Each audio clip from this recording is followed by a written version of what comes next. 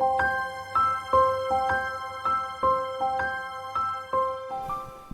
everybody, welcome back to Emma's Pearls. Today we have Susan Easton Black with us and of course David. So Susan, would you tell us what got you into your career and more specifically wrote a book or two on Emma Smith and tell Okay, us what got you into that? all right. I'd have to take you way back to the 1970s, but I came to BYU and I was teaching finance, and president of the university was Dallin H. Oaks, and Dallin H. Oaks was raised by a single parent mom, and he began looking through the university to make sure that every college within the university had a woman. So you knew there would be women in physical education and nursing and education. But he discovered it had been 107 years since the founding of BYU, and they had never had a woman in religion. And so I was appointed. And if you were to say, how was that for me? You know, back then there weren't a lot of women with doctorates that were LDS. And so I'd say my journals would probably sell for a fortune as what I went through. But if you were to say, did I have a wonderful experience? And I stayed at BYU for 38 years. And anyway, during that time, I've now written about 200 books. And I bought a home in Nauvoo. So I would go out there. Any vacation was always a Nauvoo vacation. So if you were to say, do I know the principal characters and individuals that you have interviewed? I'd say, oh, absolutely.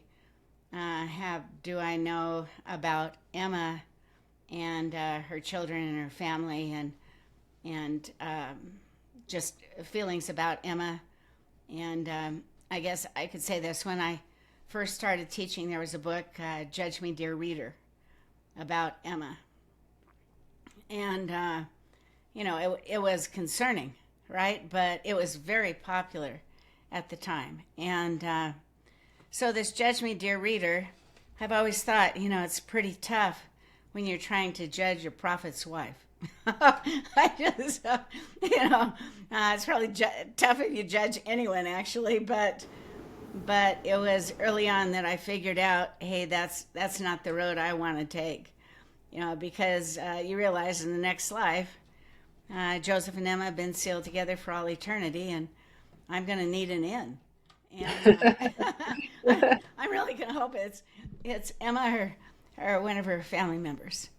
So anyway, that's kind of me.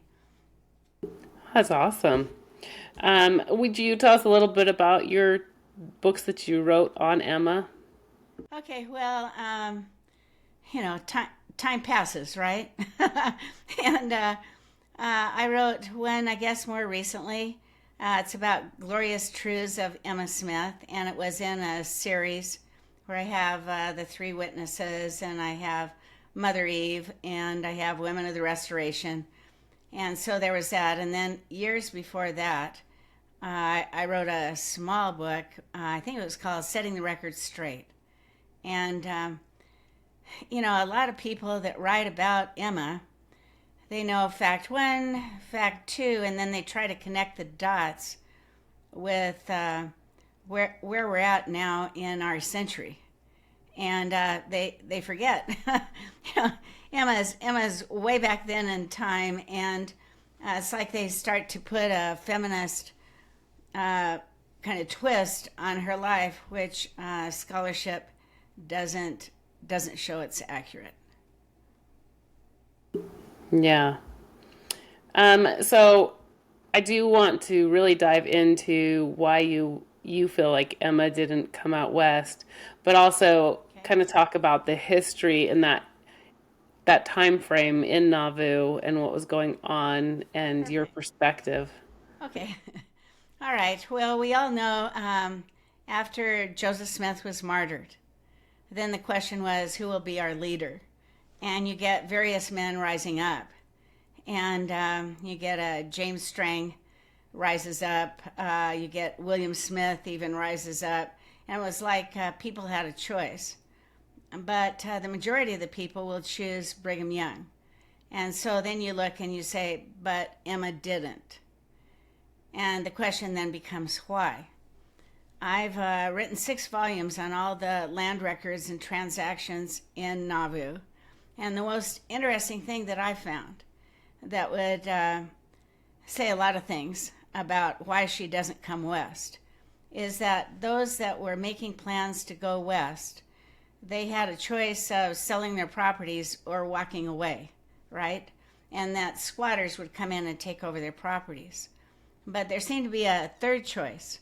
And the third choice was, and you find this in those records book in Carthage, that you could give your property to Emma, and the exact wording is, for love and consideration then of Joseph Smith. And the cost on that was $1. And I think any of us that want to buy properties, you'd be like, are you kidding me? Nauvoo was really an up-and-coming town. And suddenly, here goes a person leaving town, and instead of leaving it to the church trustees to try and sell for them, or instead of just walking away and letting the squatters come in and have their brick house or log house, whatever it was, that many gave it to Emma for $1 love and consideration. And now I wish we were in Nauvoo. And I'd say, want to see this property? Here's one of her duplexes. And then we go down another street and I go, here's hers. So some would say, well, she doesn't go west because of the difficult feeling she has about Brigham Young and him not wiping down a horse that he has bothered, he has used, or not getting the uniform clean as he used Joseph's uniform. I mean, all the things that you'd say, oh, that's a woman's thing. I think that there was also an element of she becomes the largest landowner when the Saints go west. And so, if I were the largest landowner here in Provo, I'd probably think about it, at least wonder about it. Mm-hmm. So there's one. I don't know, do you want other theories or? Yes. I want to dive into that as Okay. deep as we can. All right. So you also get that during the Battle of Nauvoo, which is in September then of 1846, and you get Emma. It's like she holds her cards very close to her. She holds them close to her vest. In other words, people have wondered, will she go west? And that's a big topic on the streets of Nauvoo. And will she go west? And it's like she has few people that she's confiding in at this point. And people refer to Emma as Private Emma. And you can't find the journal. You can't find the big memoirs. And so when she makes the decision that during the battle, there's a fire set to what Joseph called his mansion house. And when she discovers there's been a fire, and most amazing because it's a clapboard building, it doesn't go up and just torch the whole thing. But she concludes that it wasn't burned to the ground because she had the Joseph Smith's Bible in translation. And so she will take her children and go to Fulton, Illinois. In other words, while battle is raging and both sides have swords, the guns, they're going for it, Emma's now taken her children to Fulton, and there's other Latter-day Saints there, so it's not like she's alone. And then what she does is her house goes up for sale. She doesn't appear to see herself coming back to Nauvoo. But she receives word that a man she had agreed could buy her mansion house, as Abram Van Tool, that suddenly he's gone in the house and he's sending Emma's furniture downriver to St. Louis. And suddenly she's like, wow, things are going, the man's not making, payments kind of thing. And then her famous line is, I have nowhere to go but Nauvoo, and I have no friends but God. And you get Emma now comes back, And when she comes back to Nauvoo, it's definitely not the Nauvoo she had left, because you've got key players are on the trail heading out to Iowa and in those little encampments as they're working their way across the territory of Iowa. Oh, that makes sense. Yeah. And what time, or again, remind me when they started their exodus to Salt Okay. Lake. So Brigham Young, he announced February 4th of 1846, flee Babylon by land or by sea. And in Brigham Young's mind, Babylon was the United States. And so what you get at that time, you have 26 states of the United States. So wherever you're at, flee Babylon by land or by sea. And most of those that fled obviously go the land over crossing. We call them pioneers.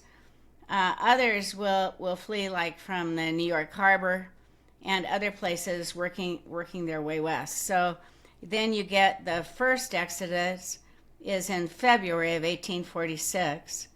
And then the second exodus, and I've always wondered, would I have jumped for the first exodus? We had a exodus celebration. I don't know if you want me to get carried away, but we had an Yes, I'd exodus. love to hear that. Okay, celebration to remember the pioneers heading out, and it was going to be on February 4th, and I think we were doing it 1997. And there had been all these, kind of a hoopla thing that we were going to have these radio stations, we were going to have TV stations. There was even some talk of maybe even a CNN. But when I got there, there was the Quincy station, and that one's Channel 40 out of Quincy, Illinois, about 47 miles from Nauvoo. And I lined up on Parley Street with several, and I'm wearing a dress and heels.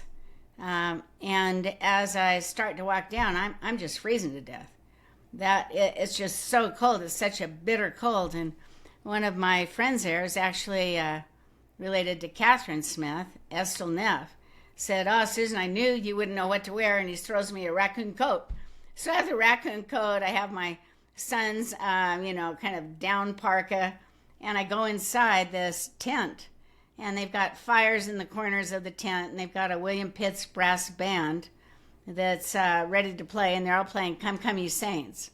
And they have on their white pants, white shirt, blue sashes, and they're tooting with their horns, and suddenly their lips become frozen to the horns, and there is no noise.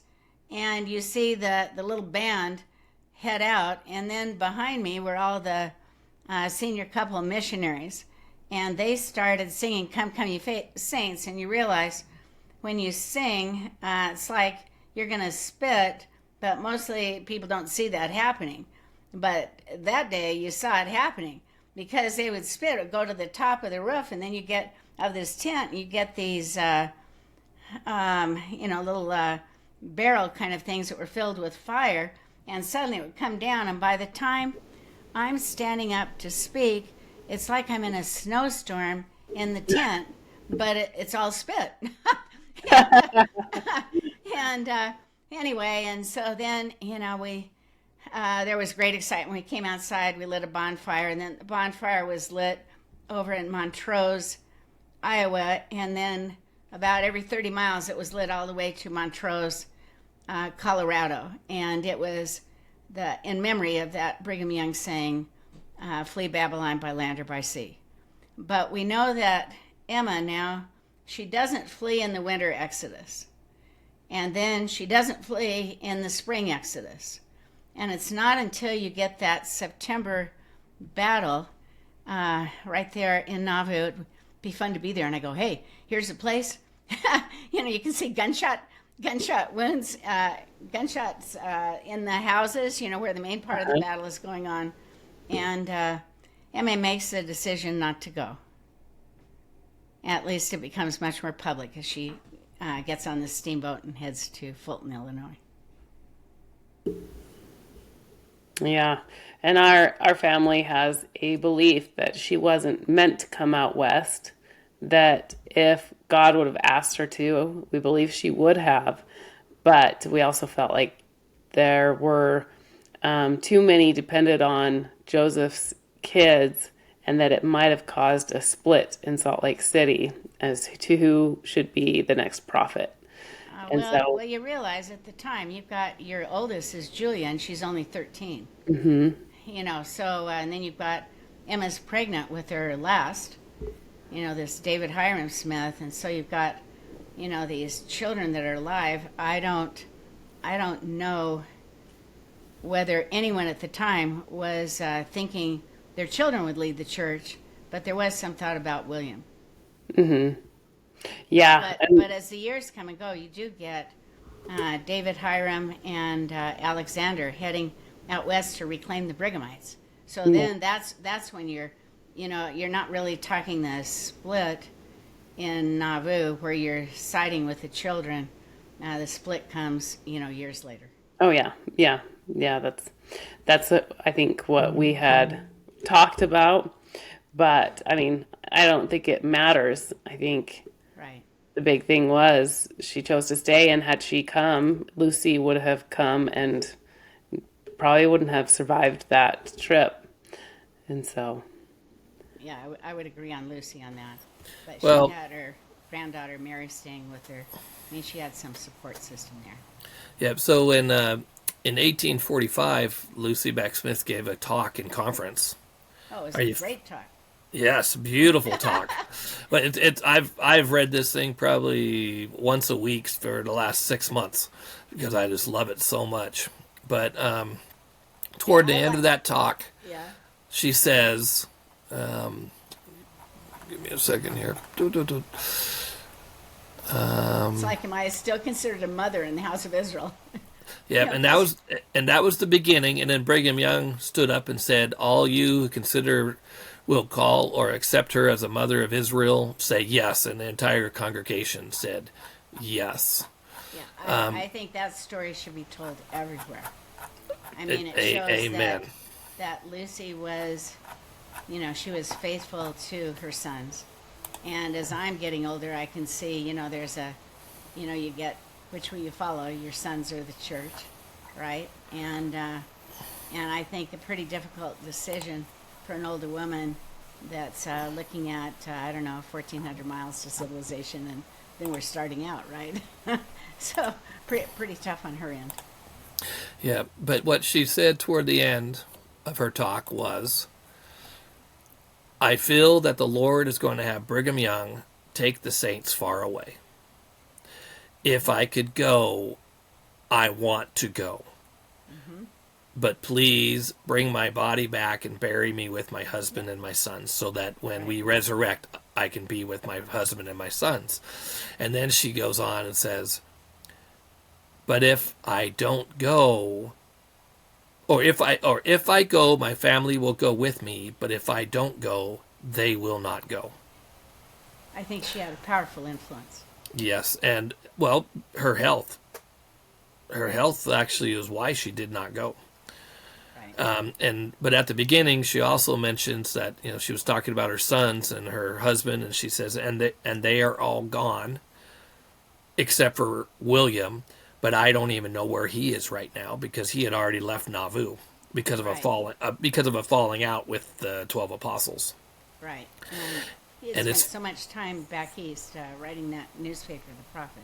yeah, and it was fascinating to me just for her to stand up there and say, "This is what my family did 17 years ago when we printed the Book of Mormon. And we did it, just us and the Harrises. We came up with the means to print the Book of Mormon, and now look at us now, and all that we have gone through and everything. I mean, this is such an amazing sight." And yet she doesn't say, don't go west. She says to the saints right there in Nauvoo, "If my family could come up with the means to print the Book of Mormon, you and your families should have no trouble getting a wagon and supplies to go west." That was the premise. She was like, "I support this." Right. And the saints, and then toward the end, she said, please, for the viewers, once again, this is a talk that's it's an amazing testimony from Lucy Mack Smith, or Mother Smith, or as Angeline called her, Grandma Lucy, where she shares the history of the Smith family from the first vision to the receiving the Book of Mormon to the restoration of the church and all of the trials and tribulations that they went through. Right. And like her book is yes, still, it's my favorite. When someone says, hey, I'd like to know more about the church, I always say, well, the place to start. History of Joseph Smith by his mother. I mean, she's such an eyewitness. Yes. That's your book. Yes, exactly. So, but that testimony in October 1845 conference is just just like you said, it's an amazing talk from Lucy Mack Smith. Highly recommend that those who want to. Highly recommend it. All right. Oh. Really? Do you have any other questions, David, you want to jump into or pieces there? Well, let's see. We covered. I do have a question because to my knowledge, Emma did not intend on selling the mansion house. She was renting it out. Right. There was. Right, to the Sabram Van Tool. Right, yeah. And you had said that she was selling it, which was not, she was renting it. Yeah, she was renting it, but I think there was an intention to sell. Okay, that's the first I've heard of that, so I will, I'm going to have to ask my mom on that on that question. But she went because she was thinking about coming out west and then changed her mind, or? No, she was just fleeing to protect the children. And yeah, she was very. She was. I don't think she had an intention of going west. Honestly, I don't think that was. She was not going to leave Joseph. Okay. And she went up to Fulton to escape the war or the danger, and she was renting it. And then she heard that he was basically taking stuff out of the mansion house. And that's when they returned, and he received her anger, so to speak. And something I learned recently on a trip to Kirtland, when Joseph was with the Zion camp in Missouri, saints were coming in and just grabbing stuff from their house. They would just say, oh, this is for the church, or this is for such and such. And she wrote Joseph a letter saying, what is mine and what is the church's? Can we have a little, can we set a boundary here? Right. And we're hard put to say anything against Joseph, but that take years for the church to be incorporated. Right. And so she did struggle even after Joseph died. Right, but what belongs to the church, what is personally hers. And that's what I'm going to say is in Kirtland, she already went through that. And she probably made up her mind. I will not let this happen again.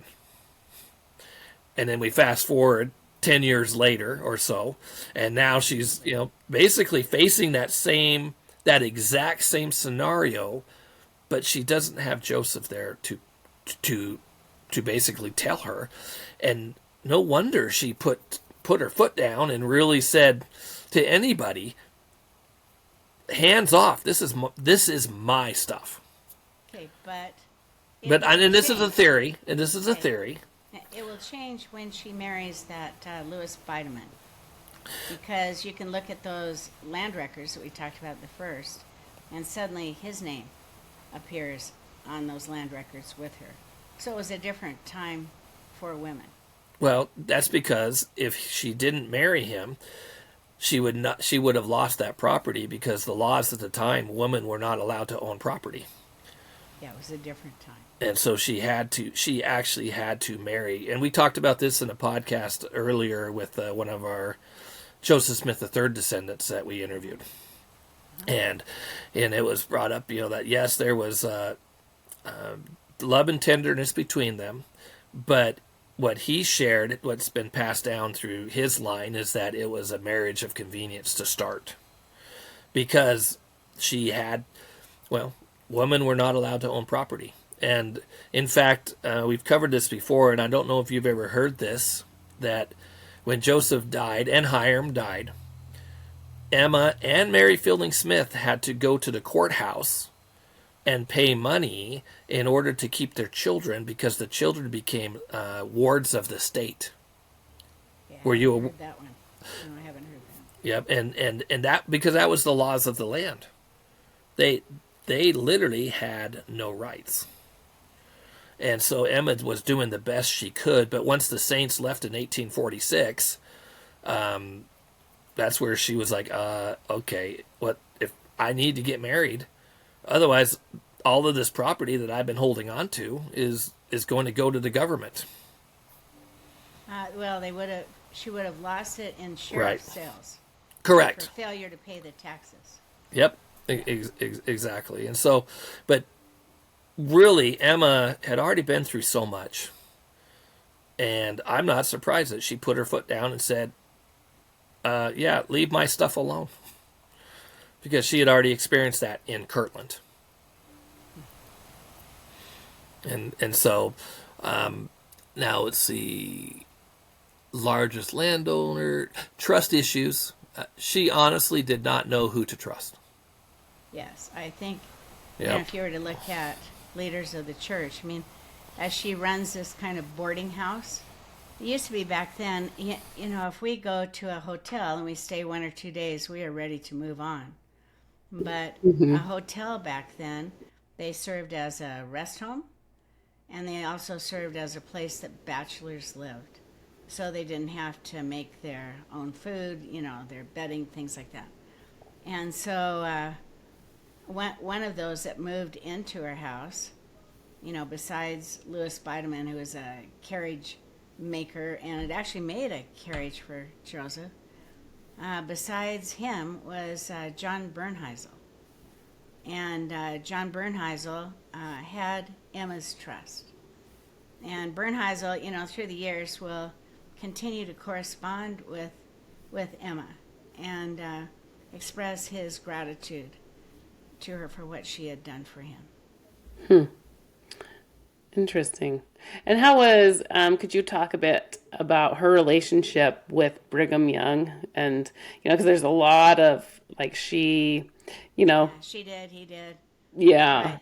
Right. Well, you know, you got a real issue because you'd say Joseph loved Brigham, Joseph loved Emma.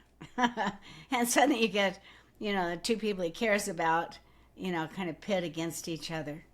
So I think probably difficult to unravel. But one of the times has to do with the horse and the uniform. So Joseph Smith was a lieutenant general in the Nauvoo Legion. And although Brigham Young was a smaller man, you know, red hair, freckles, about 5'10", he's now wanting to show off the troops because coming into town will be Governor Thomas Ford. But I think his showing off the troops was so fascinating because he tells the men to, instead of bring their, you know, their swords and their guns, he wants them to bring their wooden toys that their children had. So you've got the wooden guns, and as Governor Ford reviews the troops, he's concerned. Why is this? You know, look at what, you know, these weapons, they're not going to be good for anything. And Joseph's comment was, when, you know, our chieftain was following and that we needed to defend him, you disarmed us. And so for Brigham Young, it was a real show for Thomas Ford. But then the issue comes, where does Emma get involved? And then you get all kinds of stories about he returns the horse, but he doesn't kind of wipe it down, you know, hot, sweaty day, right? And you get, he's got the uniforms, which your main uniform man that was making uniforms in Nauvoo was named John Bills, and that he didn't clean the uniform either. And so you'd say, was it the little things, or did it have so much more to do with Emma didn't know which property was hers? I tend to go for the bigger things. Although I think, I can get wallowing in the little non-consequential, get over it kind of things. I think the bigger deal was trying to figure out what's hers, what's the church's, and Joseph hadn't designated. Yeah, so the bigger disputes came around that time period. It wasn't before that, right? Right, right. It, but you see Emma, making clothes for the missionaries to the Lamanites. When the Quorum of the 12 is heading out, she's also helping with their kind of clothing. I mean, she seems very supportive, but it's when she's a widow, she's pregnant, and now what? That you start to see the real conflicts arise. But you do get, you get the stories that have lasted for a lifetime. My mother told me, her mother told her that, Joseph saying, hey, I'll go to hell and back to get Emma, and Brigham saying, you'll have to. So, is that all legit? I don't know. But Well, and then the quote, find it. I think the quote that I remember, because people misquote it, was a man would go to hell and back for a woman such as Emma. Yeah. And it was, and so I'm curious, because I never listened or looked at what Brigham had actually said. Did he actually say that? Okay, Oh, so who knows? so some clarification, because this comes from the history of Benjamin F. Johnson. Right. He was sitting there, and the children came running in, and that is when Joseph said that quote. Right. And my mom and I were talking about it the other day, and we were surmising or theorizing that maybe that is the source of that quote, but it's been misused and changed Again and over again. time. Yes. Yep. And it's like in Nauvoo, not necessarily the leaders kept journals, but whoever kept a journal, and it comes all the way to our time period, they rise up. I mean, it's such a message to us, because you're right about that Benjamin Franklin Johnson. He's a journal writer, and Yep. suddenly he's rising up where you look and you say, wait a minute, what about others? But it does come from his. Yep. And with the horse and the uniform, Joseph Smith III is the one that was upset about that. Yes, he was. But remember, And- how old is he? Exactly. 11. And so he didn't understand the big picture. Right. All he knew is that his dad was dead. And so he just has these memories of these little bit of infractions that occurred without fully understanding what the adults may have been talking about or saying. Right. And then as he grew up, he just carried those memories of infractions that then he perpetuated and passed on to his children and their children. Right. And as he leads the church for 50 plus years, it becomes pretty ingrained as he repeats it over and over. Right. In fact, last year, a third great grandson of Joseph Smith III joined the Church of Jesus Christ of Latter-day Saints. And last week he went to the temple and received his endowments. Oh, that is great. And it was a pretty, touching moment for our family at that time. Yeah. I actually have a question along those lines for yourself. Who are your pioneer ancestors? Well, I don't have the same ones you guys do. And my ancestors, you'd look, I have just a few that will come in and touch down in Nauvoo, but they're just right at the end. Mm-hmm. But mine become more the pioneers coming from England. So they're joining with Wilfred Woodruff and others as they go over to Herefordshire and Manchester, and they're coming in at that time. Okay. But Well, just maybe a thing you'd say, why have I been so interested literally all the days of my life? And as I grew up in Long Beach, California, my grandmother lived with us, and she got caught in those raids in Utah when they closed down the schools in the 1880s. So by 7th grade, she's through with school. And I would say to Grandma, tell me a story. and she didn't know all the, the nursery rhymes and the fables. But she would say, I can only tell you things that are true. And not wanting to sleep, suddenly I go, oh my gosh, this is so much better. Because she was just a master storyteller. But it just kind of kept it alive in our family. Oh, wow. That's really awesome. Yeah. Yeah, I love listening to stories. I mean, true stories that happened in my line. And Okay. My favorite was she told a story about a young woman ancestor of mine that said she crossed the plains, she wore out her shoes, her brother's shoes, and walked into the Salt Lake Valley wearing gunny sacks on her feet. And I remember, Grandma said, hey, would you do that? And I go, well, who would see me? And so, it took me a while to really get the greatness yeah. to understand about Joseph and the early saints. But there's an old saying that Joseph said that we would, as life went on, that there would be an amazing interest in his era and the people that lived there. So I've actually written, 48 volumes, no, I guess 50 volumes, on all the saints that knew the prophet Joseph Smith. No. And it's been so fascinating for me to see the blessings are in the center of the church. Mm-hmm. And when they flip out and head out in a different direction, you just don't see the same blessings. I mean, that's totally it. Yeah. So before the martyrdom, can you kind of talk about Joseph and Emma, their relationships with people around them, with each other, and kind of go into their time there in Nauvoo? Okay, well, we know that the martyrdom all kind of starts on June 7th with the destruction of the Nauvoo expositor. By June 8th, Joseph Smith called an emergency meeting of the Nauvoo City Council. And June 9th, it's Sunday, and Hiram Smith is speaking at the temple. And Joseph's not. There's nothing official. And then you get on June 10th, Joseph's back for an emergency meeting.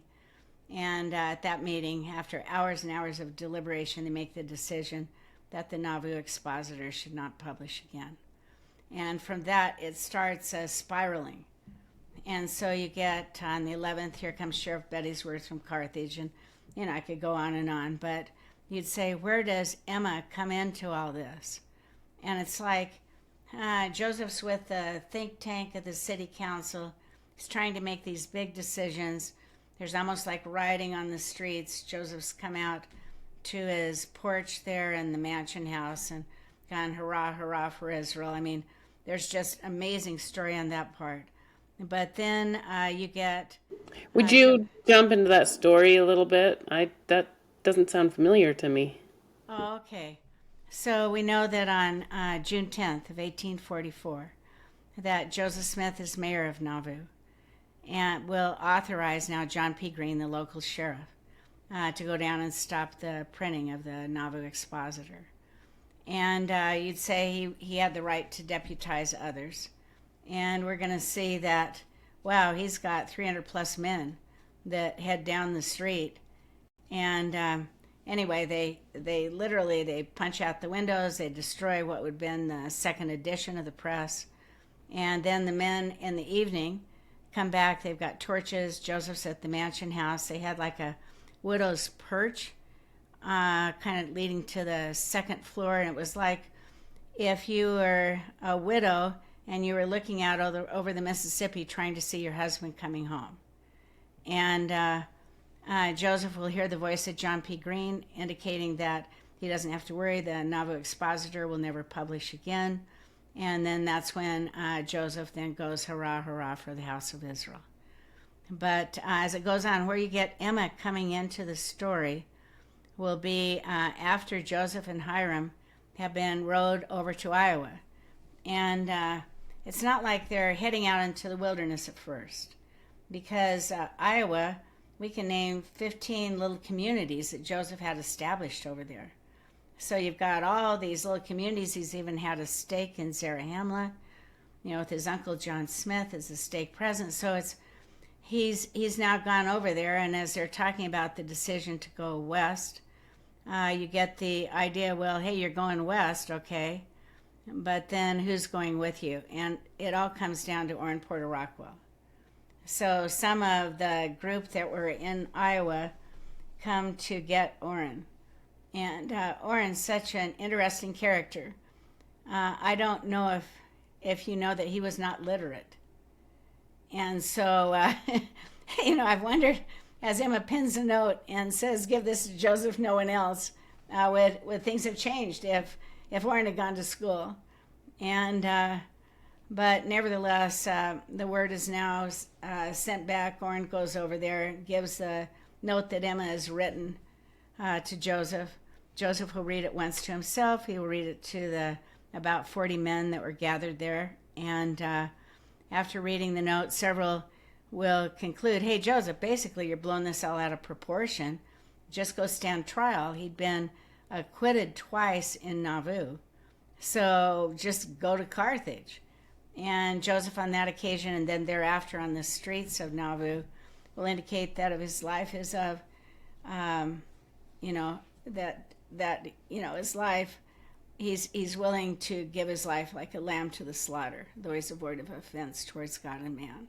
And then everything changes, and you get Joseph Hiram coming back on the morning of June 24th about 6 o'clock. Hiram will stop by to see Mary Fielding Smith.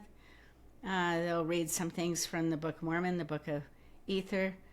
And then you get Joseph will stop by to see Emma and the children. And you get that.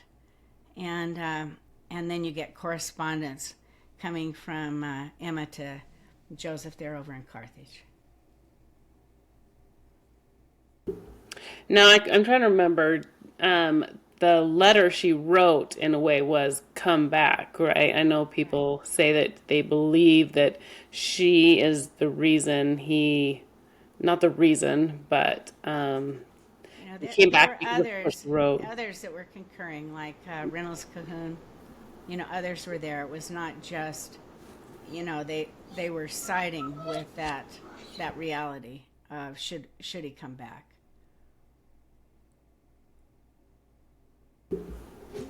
Okay.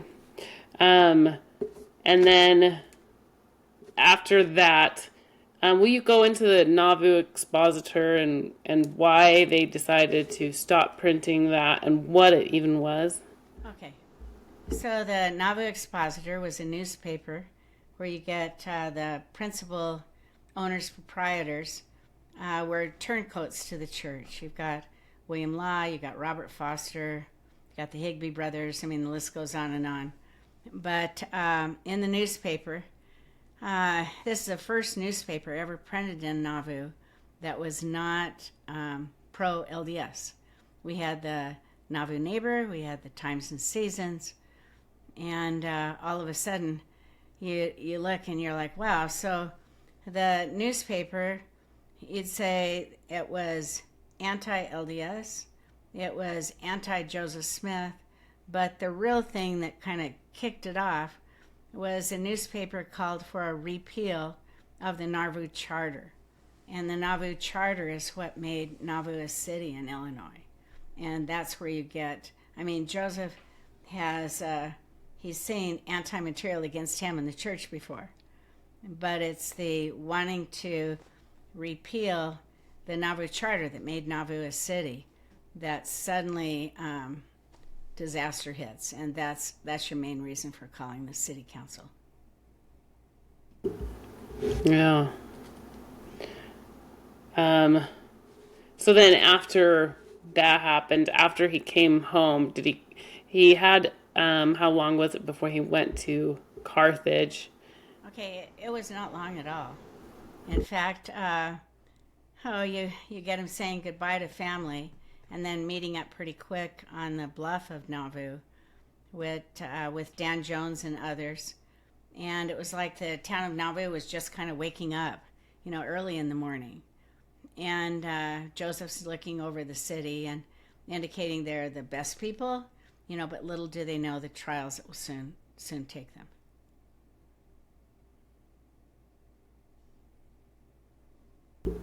Yeah, it's crazy. And I think they have that statue there in Nauvoo, right? Of him. Oh, where they have the Wolves. horses, yeah, I love that. yeah, Sam Parks, yeah, that's Sorry. really great. Um, and then will you go into after the martyrdom what happened? I know we kind of covered this a little bit. Sorry, my dog is whining, but what happened after the martyrdom and with Joseph and Emma's children, and do we know how that fire started on the homestead, or? I don't know who started the fire.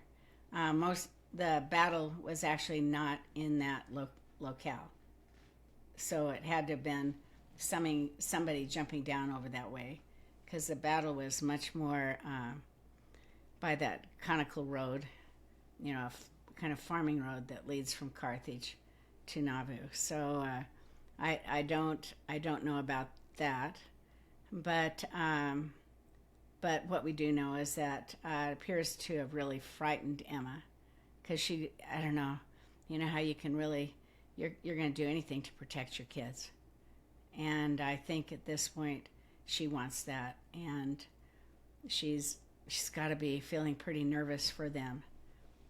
So you look, they've got a pretty small family. They've got Julia, and I don't know if you've seen where Julia is buried in the Catholic cemetery there in Nauvoo. So you've got her, she's 13, and then you kind of go down, you've got Joseph F. Smith is a child and young, not even a teenager, and then you come down to Alexander and Frederick, and eventually David Hiram, born in September. So I think Emma, who has lost children in the past, she knows something about that. She's lost babies, and even Don Carlos when he's about 4, and so she has a handful of children, and she appears determined to protect them. And you've got to admire anybody for that.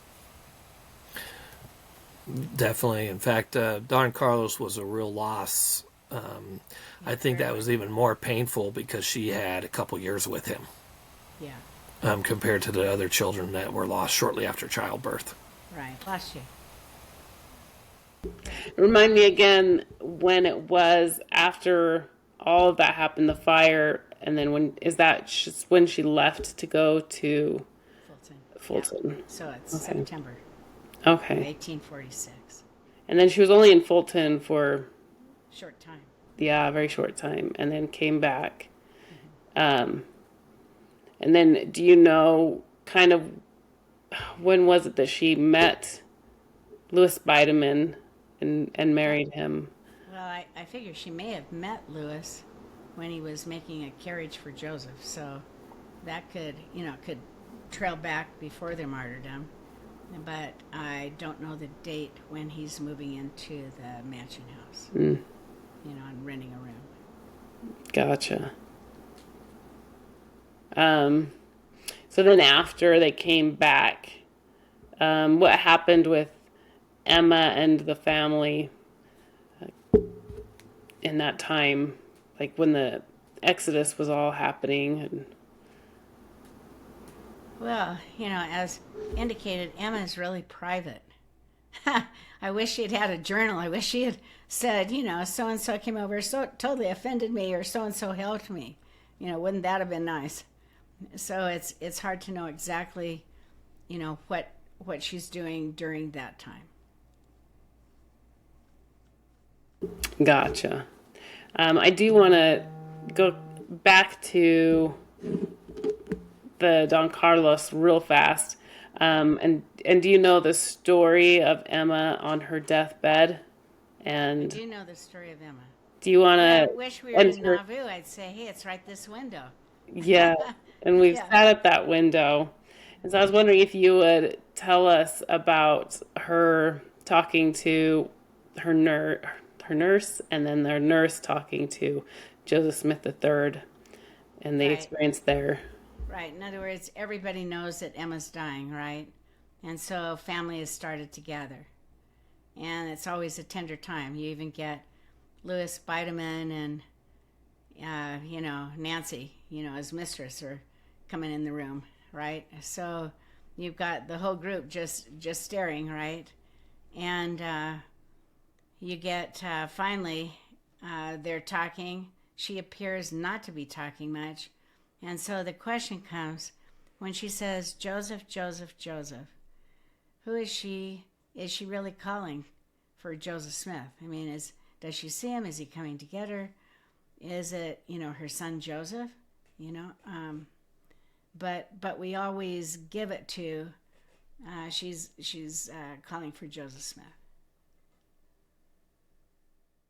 And do you know the story of the experience that she had, the dream?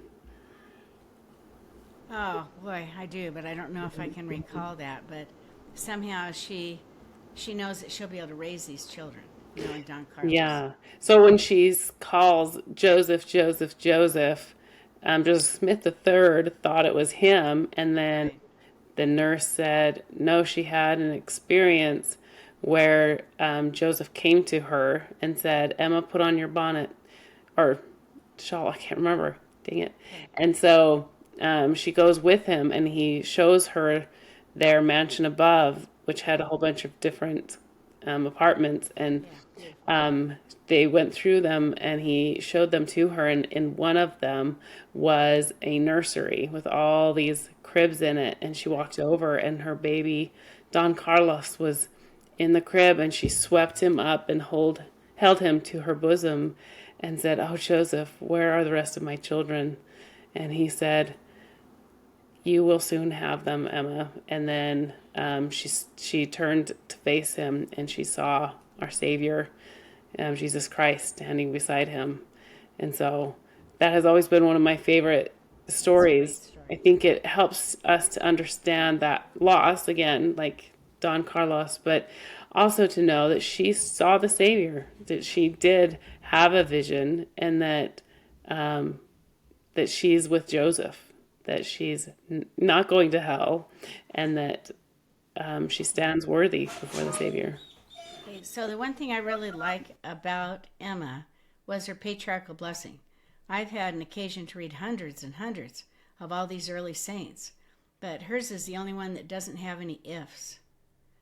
And so, you know, Yeah, I others never are thought about that. if, but hers ends with, You'll be saved in the kingdom of heaven, even so, amen. And David, do so, you have that? Do you want to read that? I gotta let my dog out. She's like freaking. okay. Well, I don't have that pulled up right this moment, but I do want to also share because we brought up the name Nancy Perriman, and Nancy be, Karen. well, that's who And married. Abercrombie.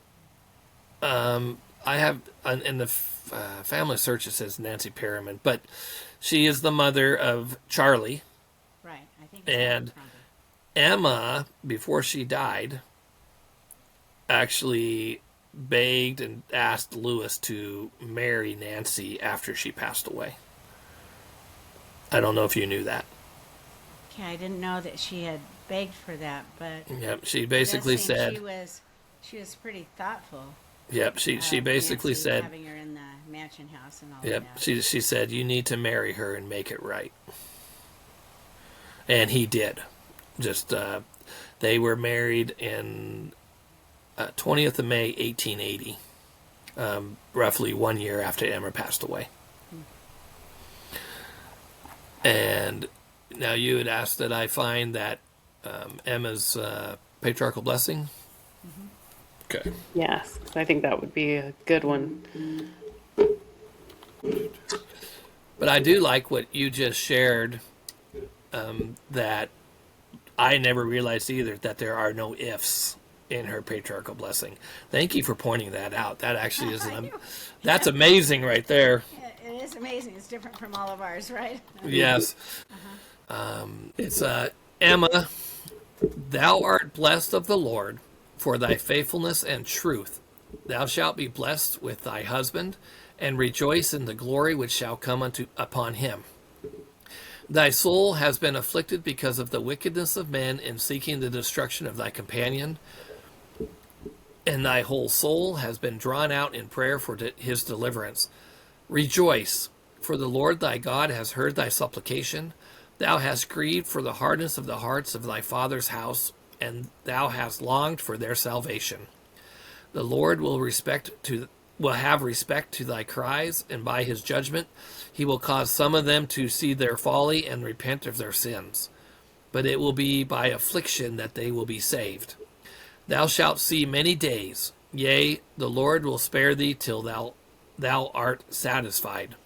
For thou shalt see thy Redeemer. Thy heart shall rejoice in the great work of the Lord, and no one shall take thy rejoicing from thee.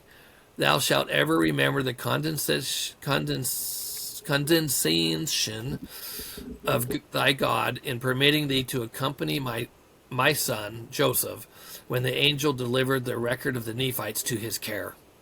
Thou shalt be blessed with understanding, and have power to instruct thy sex, teach thy family righteousness, and thy little ones the way of life.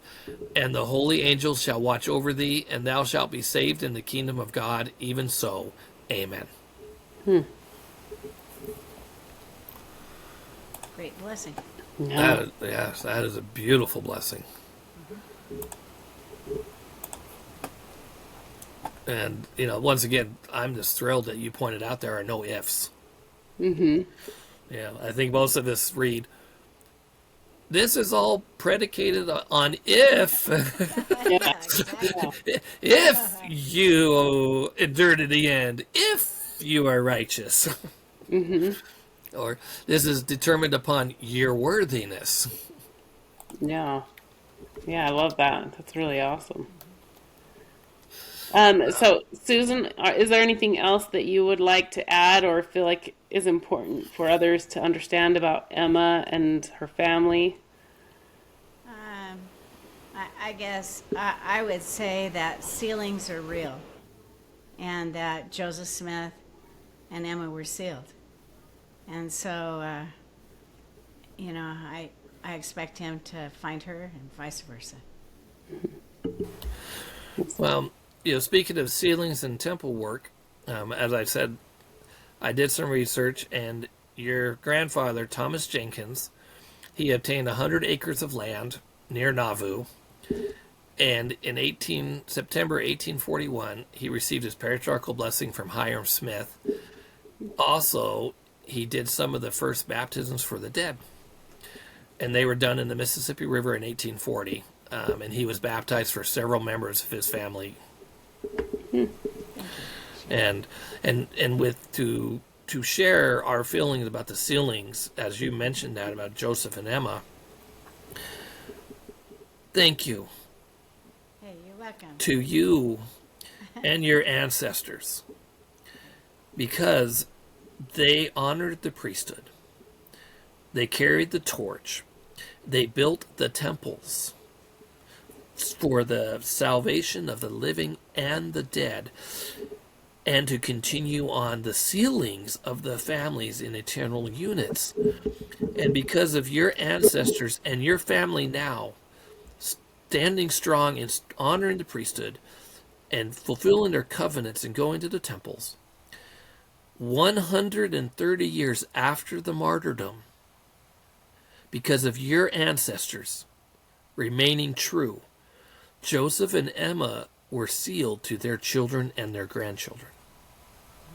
And they want us to share with you that they have a great debt of gratitude to you and your family. And we love you, and we love your family. And those of us who are members of the Church of Jesus Christ of Latter-day Saints, who are enjoying those same blessings of the priesthood and the temple ordinances, we owe you and your family a great debt of gratitude as well. So thank you so much. Thank you. Yes, thank you. David, do you have any other questions or anything? Just, we're so thrilled to have you on here with us today. Hey, thank you. It's Um, a treat and for me. Is there anything else you would like to add? No, I don't think so. Just I think what you guys are doing is fabulous.